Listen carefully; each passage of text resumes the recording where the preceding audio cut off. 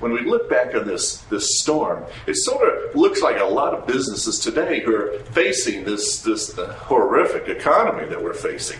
And also, as leaders, we have to understand that when we're in a storm, we can't avoid it. We have to look for the opportunity in the crisis.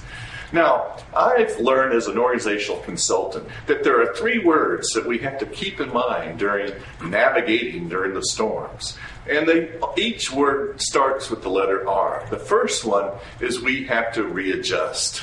The second word is we have to redirect. And the third word is we have to re-innovate. Now, the first word, readjust. When we realize that we're headed into a storm, whether we are as business leaders or businesses, we have to change the course.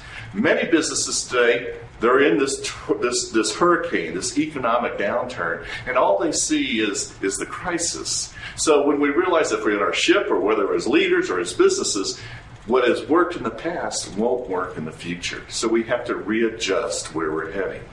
The second word is we have to redirect. Now, that's really the hardest aspect of managing change. That means what has worked in the past may not work in the future. So we have to redirect our customs, our habits, maybe even our culture to ensure that we're still relevant in today's economy.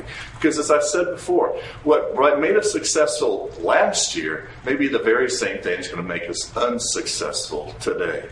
So we first readjust, meaning change course. As a navigator, you always have a compass to know where you're going. As a leader, whether you're optimistic or you're feeling negative, we have to lead optimistically. The second word is redirect, meaning changing our habits, making sure people today are more accountable, that they're stepping up to the plate, assuming responsibility, because most of us are having to do more with fewer people. And the third word, to me, which is the most exciting, that comes out of navigating change, is re-innovate. Meaning, once we change our culture, we change our direction, we now are in a position where we can create something new. We always have to be innovating. Now, I remember Walt Disney, and many years ago, he was asked to speak to a college university. And one of the students in the class said, "Walt, what do I have to do to be a successful business person?" And he said, "Easy. All you have to do is open the yellow pages, close your eyes, run your finger down the yellow pages and stop. And when you open your eyes, make that the best possible business you can make it." And then he added, "I just never got past amusement parks."